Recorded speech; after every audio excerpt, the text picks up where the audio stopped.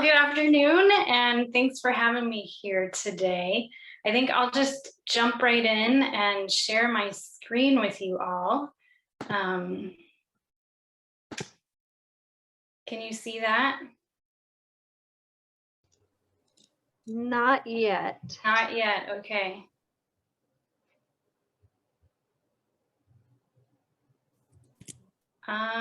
You know what? I think, hold up, wait a minute. I didn't push the share my screen button. That would be helpful. Share screen.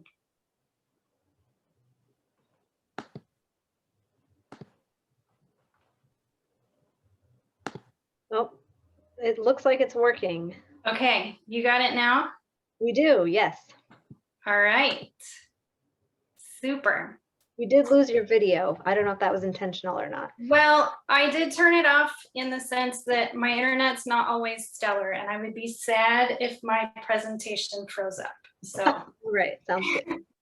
Better safe than sorry. So I'm going to share with you a fun project that I've been working on for the last few months, more or less to help the KP-SYSMA address the K-12 education piece of their outreach strategy. So to connect with teachers and collaborate with SYSMA partners, and then, ultimately to get invasive species content out there into the classrooms. So I'll tell you a little bit about the project, what I did and why, and then I'm going to give you a quick tour of some of the, I guess, the tools that I created, both for teachers and for you all. We'll walk through them together so that you're kind of familiar with what they look like, and you can think about how you might use those tools. And then we're going to save a good chunk of time at the end for questions and discussion. I know Catherine has some things in mind that she'd like to hear from you all, and I would love to hear your thoughts on it as well. I'll say that as an environmental educator, I'm always super happy when I see the scientific community prioritize education, particularly to young folks, because when it comes to promoting those concepts of ecosystem health and conservation and environmental stewardship, we know that it's important to introduce those ideas from a young age, right? At least if it's our goal to foster those long-term behavior changes, it's important to start those conversations early. And I know that's what the SYSMA has in mind when they put this in their outreach strategy. So kudos for making that a priority. Knowing that there's this desire to engage with the K-12 community, I reached out to SYSMA partners to kind of gauge what the actual needs were. So I talked with a lot of you, and I thank you for that time. I also reached out to some schools and some teachers and some other educators, and I heard a couple of main themes, I suppose, that there are existing educational materials, but they're not necessarily organized, or they're not in a format that's super teacher friendly or super user friendly, if you will. And also that invasive species professionals, so folks like you, lack the resources that you need for getting content in the classroom. And that's something that I think is super common throughout the scientific community in any discipline, whether it's time or staff availability or funding or training that you might need in order to confidently, walk into a classroom and present confidently to a group of students. So there's that barrier, between the desire to get into the schools and the actual act of getting into the schools. So to address those needs, I came up with 3 goals here. to increase awareness of invasive species concepts among K-12 students, to connect teachers to invasive species education resources, and to empower invasive species professionals like yourselves to confidently engage with the K-12 community. So I hope you're thinking that all of that sounds super great, but how exactly do we do it? So I came up with 3 products, the first being some resource lists. And these are both for teachers and for invasive species professionals. And I'm going to tell you a little bit more about those lists in a minute, but in short, I guess they're more or less your one-stop shop for locating K-12 educational materials related to invasive species. Second, I pulled together a digital library of resources.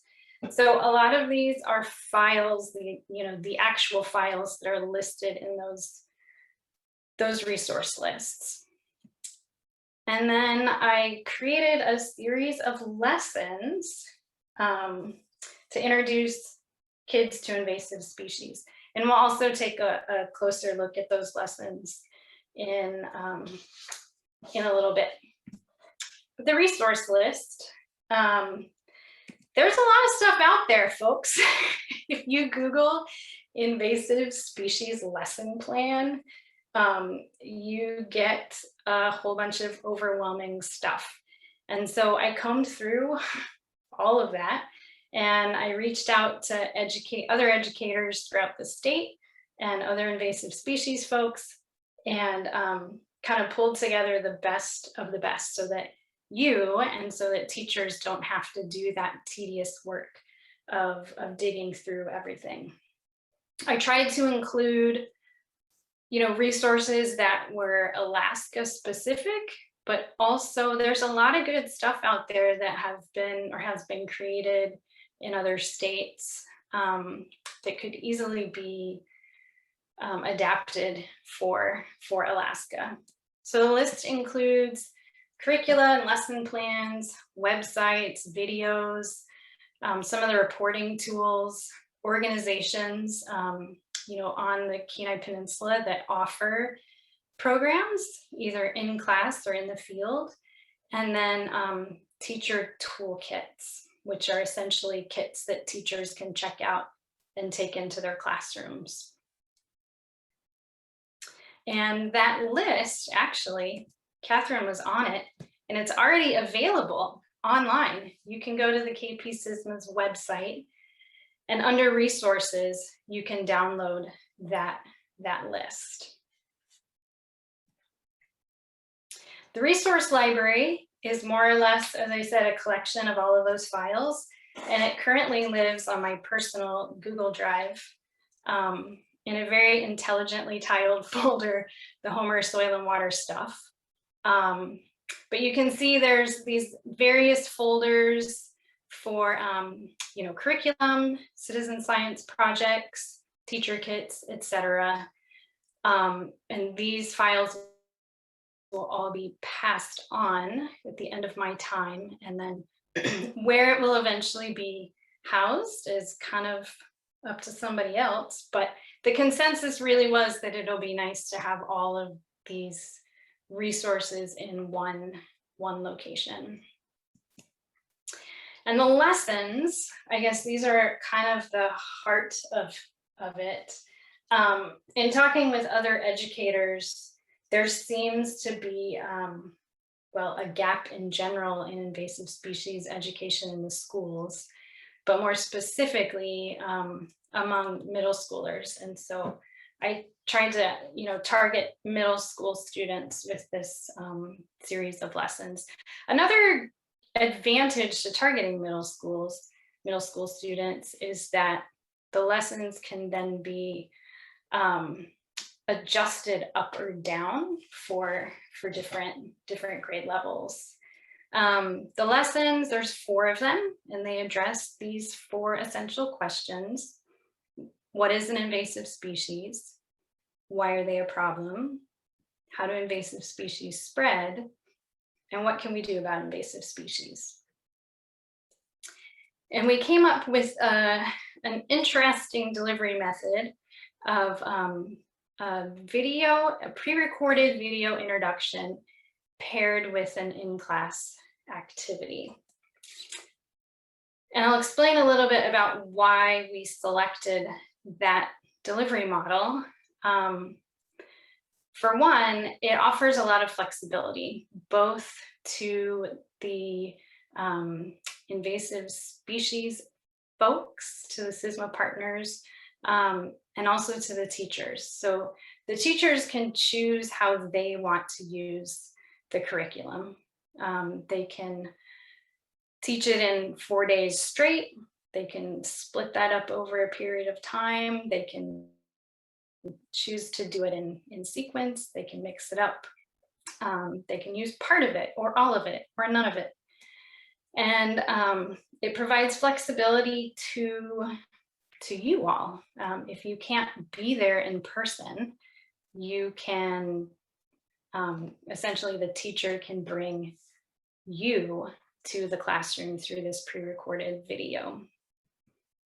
If you can be there in person, you can either skip the video if you've got your own introduction, and if you're not comfortable doing your own introduction, you can go ahead and use that video. The other real advantage to this model is that it can be entirely virtual. So of course, right now with our COVID restrictions that are constantly changing, this is a really good model to use. But in the future, it'll be helpful for engaging with remote communities, whether those are truly remote, off the road system communities, or if they're, say you don't want to drive 5 hours to a community to do a 2-hour program, then this is a great option. So I'm super excited about these introductory videos. And I will say that they haven't been created yet, but I'm excited to see how they turn out. The idea with these is more or less to simulate a guest speaker, right? So they start with just kind of like a, hey, I'm so-and-so from here, and today we're going to talk about blah, blah, blah. There's one of these per lesson, and they were created to be interactive and to encourage some active engagement from the students. So for example, there are places in the videos where the speaker might ask a question like, can you think of some ways that invasive species might get to Alaska? And then the speaker suggests that they pause the video and discuss it as a class. So to get the kids talking, having them get involved in a conversation as they would if you were there in person.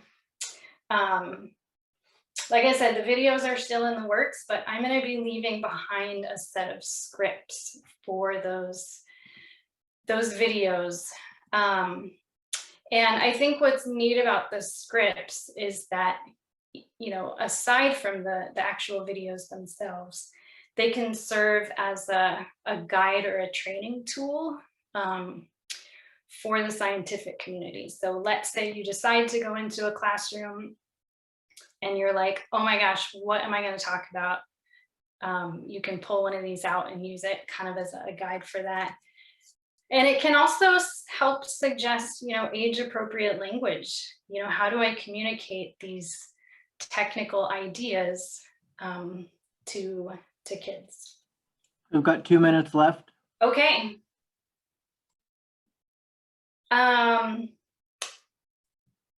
The classroom activities, these are where I've paired an activity with each lesson. So the first lesson, in that the kids are given a chance to invent an invasive species. In the second lesson, they're given, it's a simulation game similar to tag, if you will. In the third lesson, They use a giant wall map to map the movement of invasive species around the globe and kind of discuss why they think invasive species move to different places and how they move to different places. And then in the fourth lesson, I kind of came up with two different options. One of them being a project where they create a poster about an invasive species and then do a gallery walk kind of thing. The other one being a game where they kind of play the role of invasive species managers and come up with some decisions. So I was gonna show you quickly what these look like, though I think we may be out of time. I know Catherine was hoping to have some discussion. And I don't know, Catherine, what do you think is more important, to take a look at these or to just jump into discussion with folks? I think right now we just have one question in the chat, so maybe you can give us a little tour, but if more questions pop up in the chat, I'll interrupt you and we can switch over to discussion. Okay, sounds good.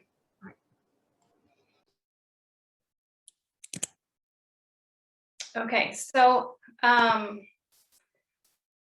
know this is like a lot to look at all at once, but this is what the resource list essentially looks like. So it there's a column that lists what the resource is and the name, the title of the resource. It gives the age group that is for, the topics that it focuses on, a short description of what the resource is. Jen, are you sharing the spreadsheet right now? Because we actually can't see that. Oh, really? Yeah, I think maybe a setting.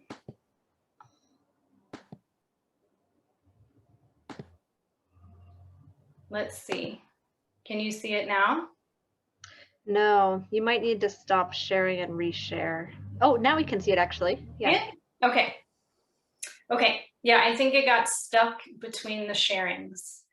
Okay. So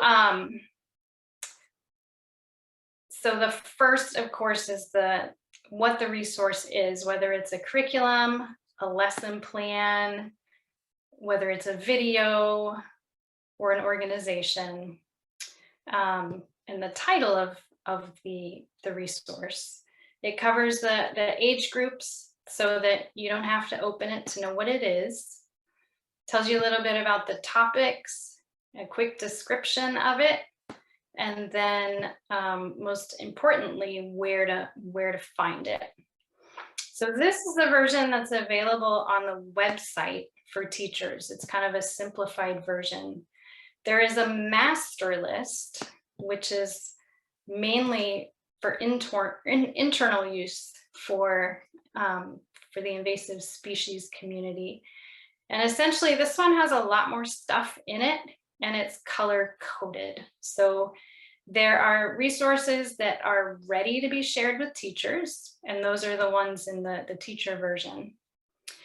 There are purple ones that are essentially things that are maybe not really for teachers, but things that could be useful for you, or it could be useful in the future if creating other educational resources for Alaska. And then the green things are things that are either they're just not ready for some reason. They're not available or they're not in a ready to use format. And my thinking with these documents is that they're living documents. So somebody will be updating them, adding, removing things as they change. The lesson plans all look like this. So there's 4 of them, and each lesson plan at the top, it tells you what the essential question is. So in this case, what is an invasive species? It lists the grade level. It gives a short introduction to what this lesson is about and how this lesson works. It gives a materials list, so everything you would need in order to do this activity in a classroom. And then it goes through the procedure, and the procedure always starts with part 1 with a video and part 2 with the activity. I suppose it's worth mentioning that all of these activities were adapted from other places. There's so much good stuff out there that there was no point in, reinventing the proverbial wheel. So if you want to know where it originally came from, that's always listed in the activity portion of it. And then lastly, at the very end of these lesson plans, I've included some other resources. So some ideas for extensions, or if the teacher's really gung-ho and wants to do more, some other lesson plans that they can go to. So that's what's in those lesson plans, and they're either for a teacher to take or for you to take. If you want to go into a classroom, this gives you a framework for something that you could do. So I think that's all I had for you. I know, Catherine, you wanted to kind of discuss with folks whether or not, or thoughts about this stuff. I'm hoping it'll be helpful, but it would be nice to hear from you all if you think it'll be helpful and how you might use it. And if not, what you would need. What else could be added to the toolkit? There was one comment / question in the chat box from Paul Bennett, and he's wondering if there are lessons out there that define the different types of treatments, like mechanical, biological, and chemical, and the pros and cons of each. I feel like we get a lot of resistance to chemical control, and without people really understanding the restrictions and harm of other types of control. I didn't find a lot of that. And I'm wondering if, because those are topics that I think would be more suited for high school and up. I mean, there's probably ways to talk about it with younger kids, but concepts like control can be a little bit complex, I think, for some of the younger kids. So I didn't really find much about it. Most everything talks about what we as individuals can do, not so much what invasive species managers are doing, except for when you get to the high school level.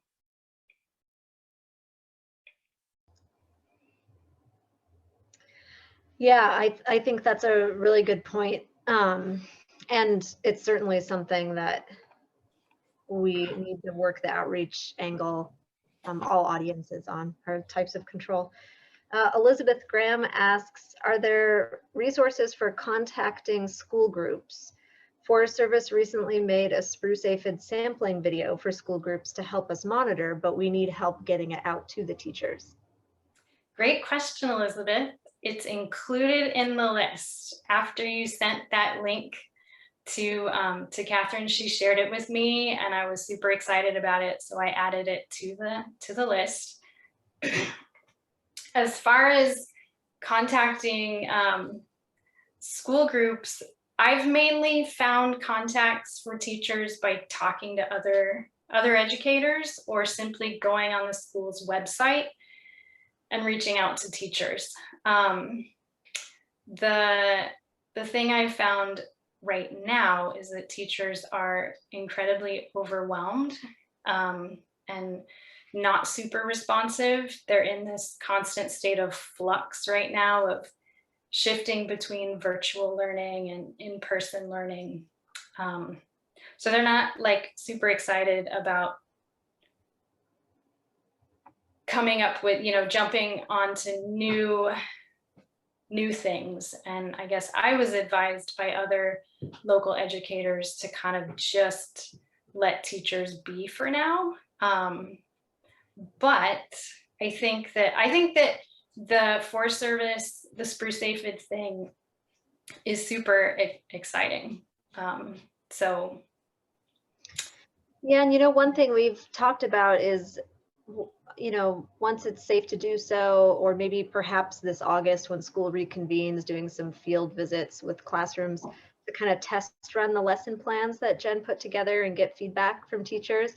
It'd be great to have a list of the most recent and relevant content that different partners would like to get into classrooms. So even though we have the comprehensive list, if you have something specific like the spruce aphid reporting, or if the First Detector Network is, wanting to engage K-12 somehow, we could help facilitate that. But I think I'm also hoping that just by having this information out there for all of us in the SYSMA partnership, I'm sure all of you know or are acquainted with teachers, and certainly Cooperative Extension Service has done a lot, and I think is a really great resource for teachers and has really good connections. But we're all limited on time and resources, so the more we can kind of lean on those personal relationships that we have with people and spread the word by word of mouth, I think can be helpful. Jasmine from Ketchumuk Bay Research Reserve says the Ketchumuk Bay Environmental Education Alliance is a potential source to assist in coordinating and sharing resources, and she provided the website there. Yeah, thanks, Jasmine, for mentioning that. I think something else that came to mind when we were talking about reaching out to teachers is that it's come up in conversations that eventually at some point to hold some teacher workshops. And that would be a bit of a bigger project, but it would be great to get a handful of teachers to come together for a couple of days and learn about invasive species, maybe go into the field with invasive species folks and learn about what it is you all do out there, and introduce them to the curriculum to get them excited. Teachers, although they're busy, they always need their continuing education credit. So they do look for things like teacher workshops to go to. So that could be a great way to get it out there as well. Great. And I know Emily Heel from Cook and La Aquaculture just chimed in with a thank you. I guess I wanted to also open up the floor if Maura or Emily wanted to talk about the curriculum that they've put together, a Northern Pike teacher kit, I believe. And actually, I'm realizing Emily probably doesn't have speaking capabilities right now. So Maura, I don't know if you want to give a brief little rundown on that project. Yeah, sure. Or I'll wait for Emily to talk more specifically about that. But we recently, the Kenai Watershed Forum recently received the teacher toolkits that the Fish and Wildlife Service put together. And they're just nice little compact boxes.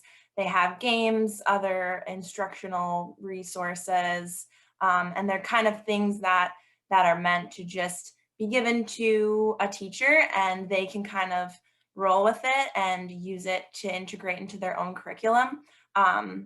So we got 3 of the boxes from the Fish and Wildlife Service in Anchorage, and we're hoping to get them out into a few classrooms this spring for a few teachers to kind of implement on their own. So we will keep you all updated as to how that goes.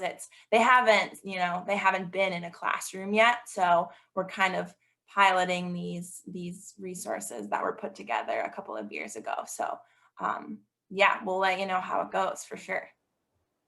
Awesome, thanks. And then Emily Heel doesn't have a microphone on her computer, but she said she's working on putting together an invasive northern pike suppression camp briefcase that will live with the Adopt a Stream program run by Kenai Watershed Forum. So that's an exciting resource. And then Patrick says he's really excited or really happy to see another bridge connecting science and the public, both in schools and out. Nice work. Yeah, thank you so much, Jen, for all of your effort in compiling this information and talking with partners across the state. I appreciate it. Yeah. I guess if nothing else, I'd encourage you to look through the resource list because there's lots of cool stuff out there that I think just nobody really knew about. The Northern Pike kits and the Fish and Wildlife Service kits are in there, and some other fun stuff. So just browse through it and see what's available to you. Sounds good. Are there any other questions out there? Oh, Emily chimed in. The Northern Pike kits will teach kids about what our seasonal pike crews actually do in the field. They implemented a version of it last year when they were in schools, and the kids were really receptive and had a lot of fun. Great, thank you. Visit KenaiInvasives.org to learn more.